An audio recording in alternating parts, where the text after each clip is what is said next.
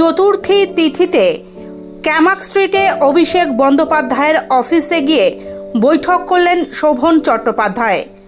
সঙ্গে ছিলেন বান্ধবী বৈশাখী বন্দ্যোপাধ্যায়।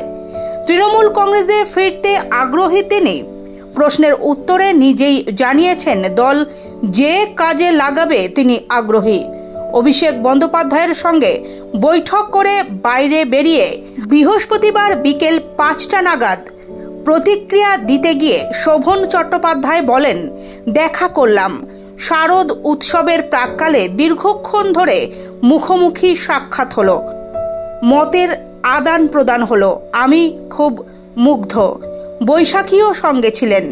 গত বিধানসভা ভোটের আগে তৃণমূল ছেড়ে বিজেপিতে যোগ দিয়েছিলেন শোভন চট্টোপাধ্যায়। তার কয়েক মাসের মধ্যেই তার মোহভঙ্গ হয়।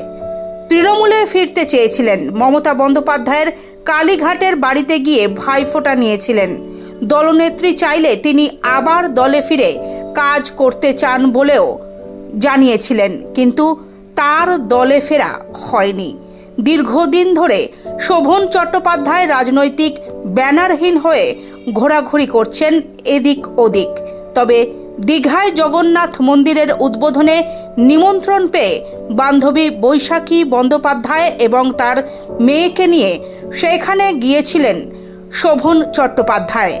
দীর্ঘদিন চুপচাপ থাকার পর এবার অবশেষে অভিষেক বন্দ্যোপাধ্যায়ের সঙ্গে মুখোমুখি বৈঠক করার পর শোভন চট্টোপাধ্যায়ের মত হল অভিষেকের তরফে তিনি ইতিবাচক সংকেত পেয়েছেন। তবে শোভন চট্টোপাধ্যায়ের এখন একটাই উদ্দেশ্য, যেন তেন প্রকারে তৃণমূল কংগ্রেসে যোগ দিয়ে যে কাজ তাকে দেবেন তিনি করে নিজের যোগ্যতা প্রমাণ করবেন। অপেক্ষা এখন দলনেত্রীর তরফে চূড়ান্ত ঘোষণার।